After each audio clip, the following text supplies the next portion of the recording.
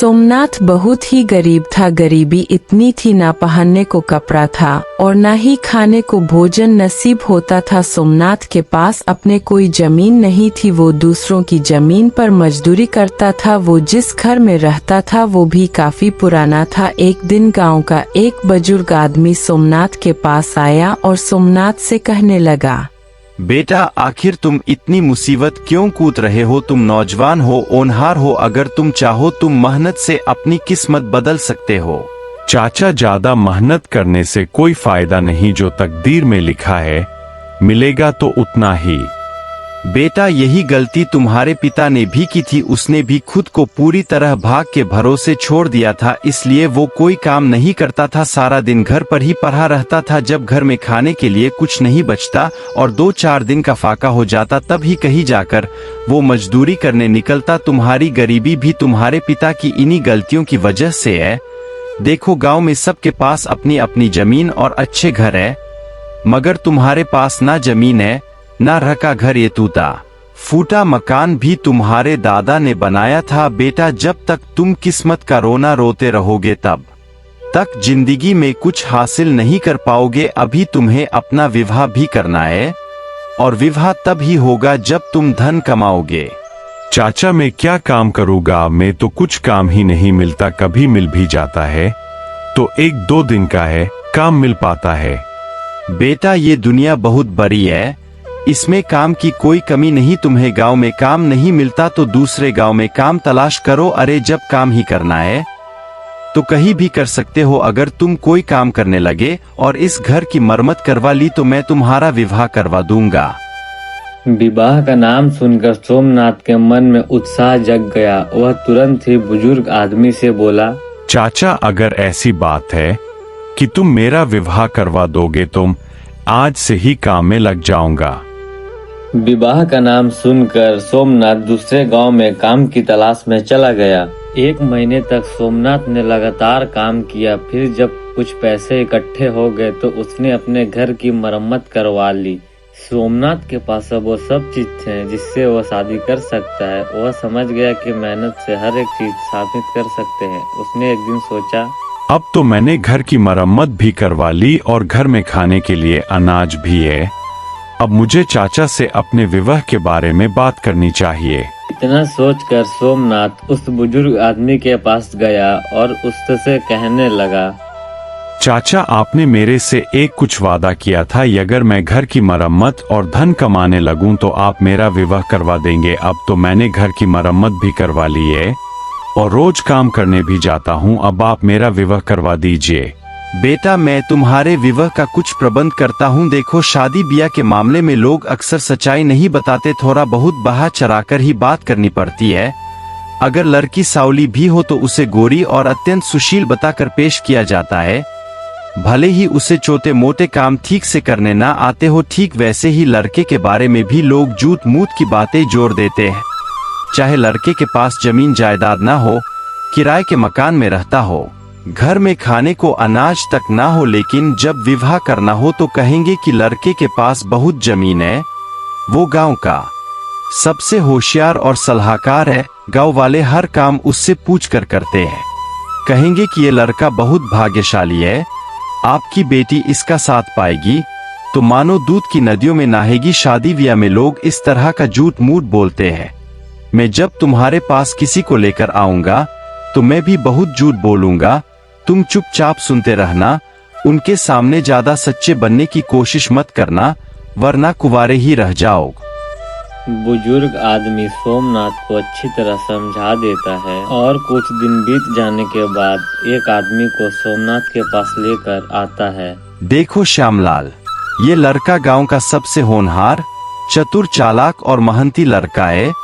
इसके पास 100 बीघा बटाईदारी जमीन है, उसमें बहुत अनुपजता है, घर में अकेला रहता है। तुम्हारी बेटी आते ही रानी बन जाएगी। ऐसा लड़का तुम्हें कहीं ढूंढने से भी नहीं मिलेगा। जिस आदमी को उस बुजुर्ग ने लाया था उसे जमीन से संबंध कुछ बातें पता नहीं थी। उसे बटाईदारी का मतलब भी नहीं पता था कि बटाईदारी क्या होता है। उसे तो लगा कि 9.5 बीघा जमीन लड़के के नाम पर है। वह इतने जानकर ही बहुत खुश हो जाता है। मुझे लड़का पसंद है। अगले हफ्ते आपसे दोबारा मिलूंगा, तब हम विवाह का दिन तय कर लेंगे। तो मैं इस रिश्ते को पक्का समझूं? हाँ हाँ, पक्का समझिए। ये मर्द की जुबान पक्की होनी चाहिए। जो कह दिया सो कह दिया, अब अपनी बात से पलटना नहीं है। अब मैं इस विवाह को पक्का करता हूँ। अगले हफ्ते विवाह का दिन तय हो जाएगा। वह आदमी बहुत खुश हुआ और अपने घर लौट गया और खुशी में ही अपने पत्नी से सारी बातें बताने लगता है। भाग्यवान, आज मैं बहुत खुश हूँ। हमारी बेटी का रिश्ता एक अच्छे घर में पक्का कराया हूँ। लड़का अमीर है, घर में अकेला है और उसके पास अपनी बटाईदारी की 9.5 बीघा जमीन है। खाने पीने की कोई कमी नहीं होगी। क्या बेवकूफी की बातें करते हो? बटाईदारी का असली मतलब जानते हो? मैं किसान की बेटी हूँ। मुझे बटाईदारी का मतलब अच्छी तरह मालूम है। वो जमीन उसकी नहीं है, किसी जमींदार से 1 साल के लिए आधे इसे पली हुई है। फसल का आधा हिस्सा उसे मालिक को देना होगा और आधा खुद रखेगा। तो क्या हुआ? तभी लड़का ठीक ही है। कहा ठीक है? उस जमीन की कोई गारंटी नहीं। अगले साल मालिक चाहे तो किसी और को दे देगा। तब उस लड़के के पास मजदूरी करने के अलावा और कुछ नहीं बचेगा। देखो, मैं साफ साफ कह रही हूँ, वो किसान नहीं मजदूर है और मैं अपनी बेटी की शादी किसी मजदूर से नहीं करूँगी। लेकिन भाग्यवान, मैं तो जुबान दे आया हूँ, अब कैसे मुकर सकता हूँ? मुझसे ऐसे क्रूरता की बातें मत करो। अगर सच में उसके पास जमीन है तो बोलो, मालिक होने का कागज दिखाओ। देखना, वो तुरंत दुम उठाकर भाग जाएगा। ऐसी बात है तो मैं कल ही जाऊंगा और उससे जमीन का मालिक होने का कागज मांगूंगा। अगले दिन सुबह सोमनाथ के घर श्यामलाल पहुंच जाता है। श्यामलाल को अपने घर पर देखकर सोमनाथ तुरंत जाकर उस बुजुर्ग आदमी को बुला कर लाता है। बुजुर्ग आदमी उससे कहता है, लगता है बात जम गई। आप जुबान के पक्के निकले, चलो अब विवाह की बात आगे बढ़ाई जाए। मैं अपनी जुबान का पक्का हूँ। वादा करके मुकरना मुझे आता ही नहीं, लेकिन आप भी अपने वादे पर टिके रहिए। अब आप मुझे लड़के की जमीन के कागज दिखा दीजिए ताकि साफ हो जाए कि लड़के के पास 9.5 बीघा जमीन है। इतना सुनते ही बुजुर्ग आदमी के चेहरे पर पसीना छलक आया। जल्दी से बोलता है, भाई आप शायद ठीक से समझे नहीं। अभी लड़के के पास बटाईदारी के खेत है, लेकिन आप चिंता मत कीजिए, ये जल्दी ही वो जमीन खरीद लेगा।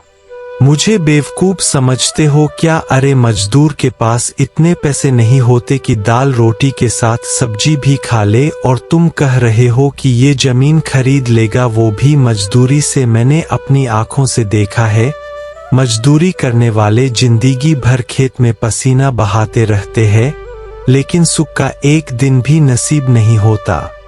तो क्या मैं ये रिश्ता पक्का मान लूं?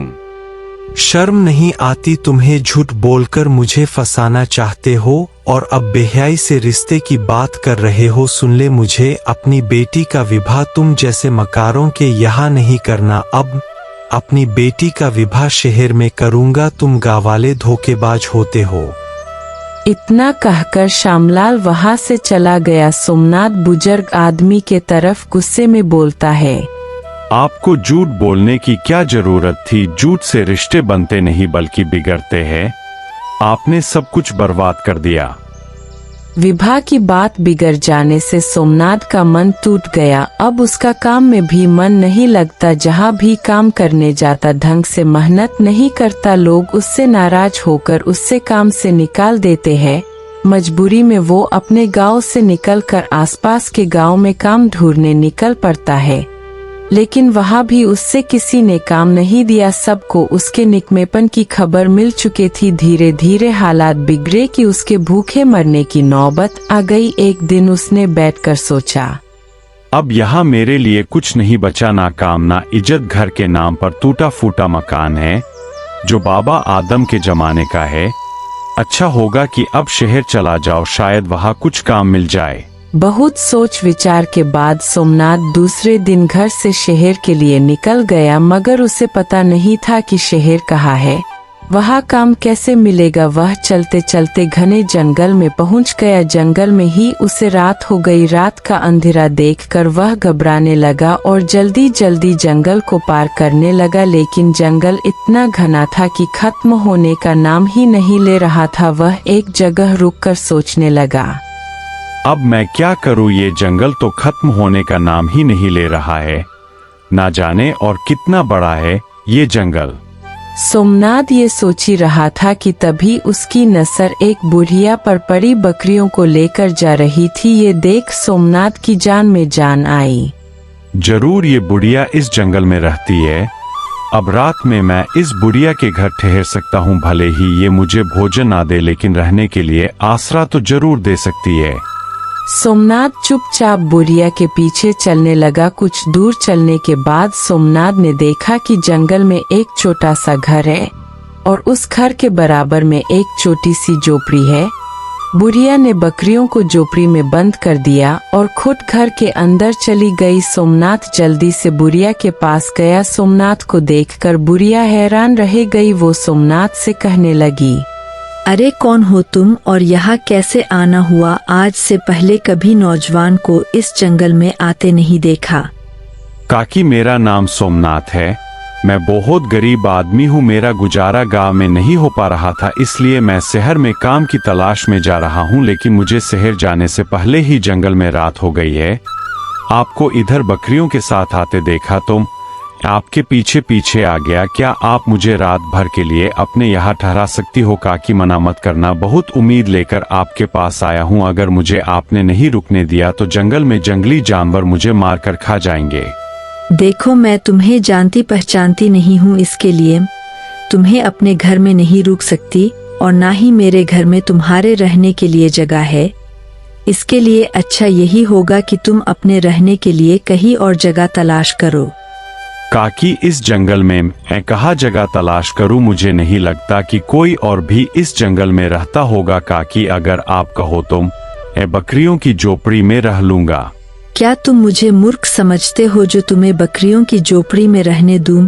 तुझे जानती नहीं पहचानती नहीं, तेरा क्या भरोसा तू मेरी बकरियों को चुरा कर भाग जाए, तो इसलिए तुझे बकरियों की झोपड़ी में नहीं रख सकती।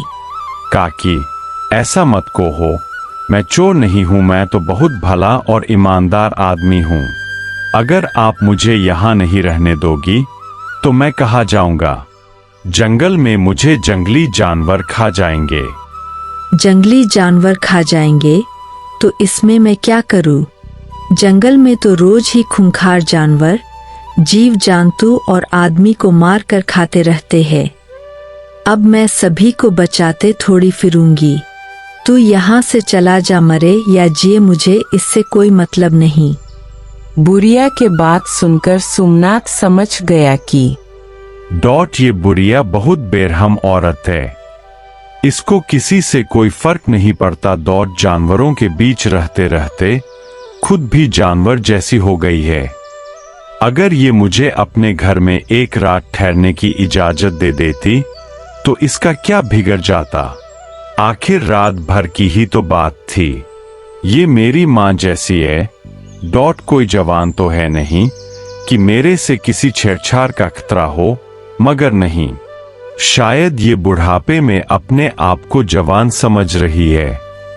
ए ईश्वर, मेरी रक्षा कर, बुढ़िया का विचार बदल दे। इस जंगल में अब इसके सिवा कहीं दूसरा आसरा नहीं है।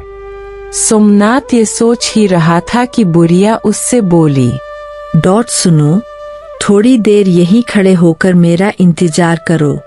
मैं अपनी बेटी से पूछ कर आती हूँ कि तुम्हें यहाँ रखना है या नहीं। बुढ़िया की बात सुनकर सोमनाथ समझ गया कि बुढ़िया उससे रोकने के लिए इतना नखरा क्यों कर रही थी। अपनी बेटी के पास गई और बोली, कुसुम, बाहर एक लड़का खड़ा है, हमारे घर में ठहरना चाहता है। तू एक बार उससे देख ले। अगर तुझे पसंद आ जाए तो मैं उससे यहाँ रुकने के लिए कह दूंगी। माँ, इसमें पसंद नापसंद की कौन सी बात है। उससे रात भर के लिए यहाँ रुकने दो। बेचारा बहुत परेशान है। बेवकूफों जैसी बातें मत कर। तू उससे एक बार देख तो सही। माँ, आप भी हद करती हो। मैं उससे देखकर क्या करूँगी? मुझे क्या उससे विवाह करना है? हाँ, तुझे उससे विवाह ही करना है। अब तेरी विवाह की उम्र हो गई है और मुझे तेरे विवाह की चिंता होने लगी है। यह लड़का बहुत भोला और ईमानदार है। ऐसा लड़का बार बार नहीं मिलता इसलिए मेरी बात मान और उस लड़के को देख ले। तू नहीं जानती कि इसे भगवान ने तेरे लिए भेजा है। पर ना कितने साल गुजर गए, यहाँ कोई नहीं आया। कुसुम विवाह करना चाहती थी, वो तो सिर्फ अपनी माँ के सामने फिजूल में बनकर दिखा रही थी। माँ, मैं लड़की को देख चुकी हूँ वो मुझे पसंद है। मैं उसे विवाह करने को तैयार हूँ। अपनी बेटी की बात सुनकर बुझिया बाहर आए और सोमनाथ से बोली, बेटा, तू मेरे घर में रह सकता है, अंदर आ जा। बुझिया ने सोमनाथ को घर के अंदर बुला लिया। सोमनाथ ने सोचा, बड़ी मुश्किल से बुझिया उसे घर में रोकने के लिए राजी हुई है, इसलिए उसकी बेटी के तरफ हाथ उठाकर भी नहीं देखेगा। सोमनाथ सिर झुका एक घर में बैठा रहा। सोमनाथ को इस तरह देखकर बुझिया बोली, बेटा, तुम तो बड़े शर्मिले हो, नजर उठाकर भी नहीं देखते। काकी, मुझे लड़कियों से बहुत शर्माती है। सामने पड़ते ही घबरा जाता हूँ। समझ नहीं आता कि क्या करो। और जब तुम्हारा विवाह होगा तब अपनी पत्नी का सामना कैसे करोगी? यही सोचकर तो डर लगता है काकी। अरे, इसमें डर नहीं की क्या बात। लड़की कोई खतरनाक जानवर थोड़ी है जो वो तुझे खा जाएगी।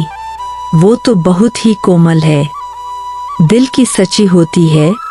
और औरत तो ममता की मूरत होती है, दया का सागर होती है। उस ही तो बस प्यार करना आता है। जो इनसे अलग हो वो भली औरत थोड़ी होती है।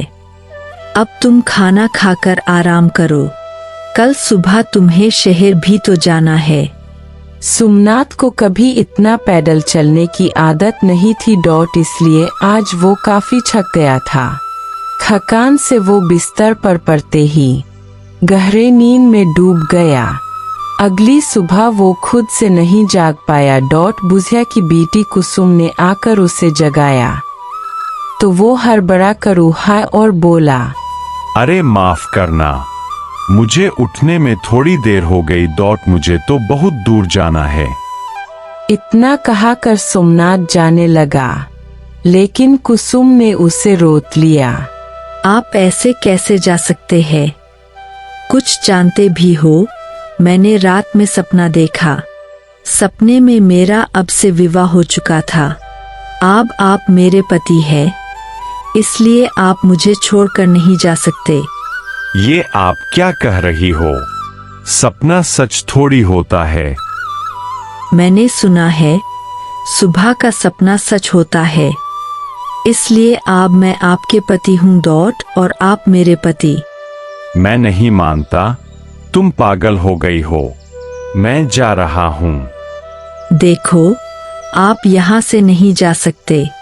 अगर चले गए तो मैं अपनी जान दे दूंगी। ऐसा गजब मत करना।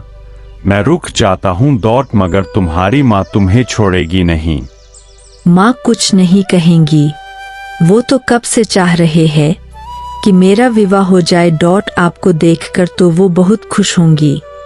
बुढ़िया शाम के वक्त बकरी लेकर घर आई तो घर में सोमनाथ को देखकर मन ही मन बहुत खुश हुई। वो जो चाहती थी वही हुआ। बेटी ने सोमनाथ को विवाह के लिए मना लिया। बुढ़िया सोमनाथ से बोली, बेटा, क्या हुआ? तुम शहर नहीं गए? काकी, मैं शहर जा रहा था, लेकिन तुम्हारी बेटी ने जाने नहीं दिया। यह ना जाने कैसी कैसी बेवकूफों जैसी बातें कर रही है।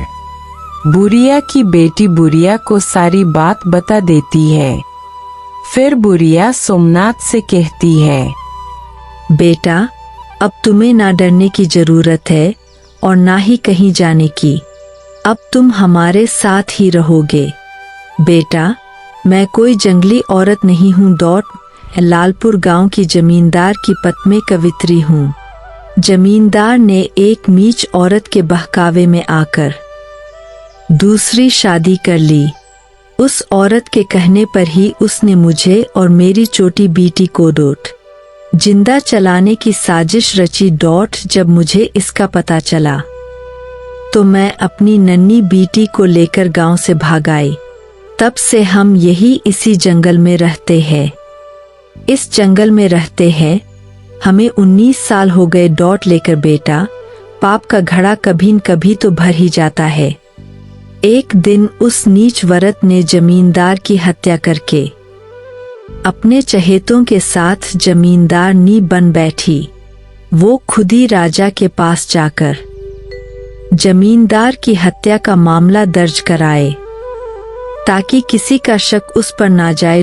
लेकिन राजा के गुप्तचरों ने सब राज खोल दिए। असली हत्या है नहीं, वो नीच औरत ही निकले। अब राजा के सैनिकों ने उसे पकड़ लिया और जल्दी उसे फांसी हो जाएगी। हमारा पुराना वफादार नौकर मुझे ये खबर देने जंगल आया था।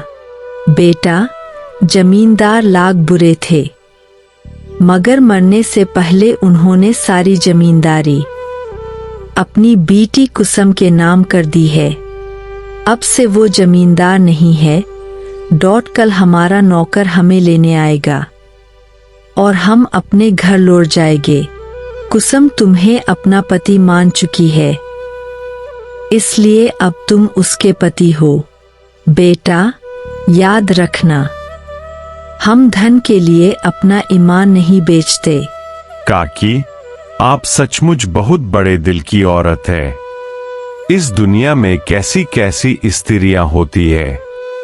कोई पति के लिए अपनी जान की कुर्बानी भी कर देती है और कोई लालच में अंधी होकर सब कुछ बर्बाद कर देती है। बिल्कुल बेटा, यही तो दुनिया है। इसमें भली औरत भी रहती है जो अपने पति के लिए सब कुछ न्योछावर कर देती है, और कुछ औरतें सिर्फ धन से मुंह करती है। उनके लिए पति खिलौना होते हैं। जैसे बच्चा रोज नया खिलौना बदलता है, वैसे ही वो रोज पति बदलना चाहती है। लेकिन इंसान का दिल कभी ना कभी पछतावे से भर जाता है। हमारे जमींदार ने भी गलती की थी, लेकिन शायद मरते वक्त उन्हें गला नहीं भी हो। तभी तो उस नीच औरत से छुपकर बेटी के पास ना रहते वे भी सारी जमींदार ने कुसुम के नाम कर गई। और आज हम उसी का फल पा रहे हैं।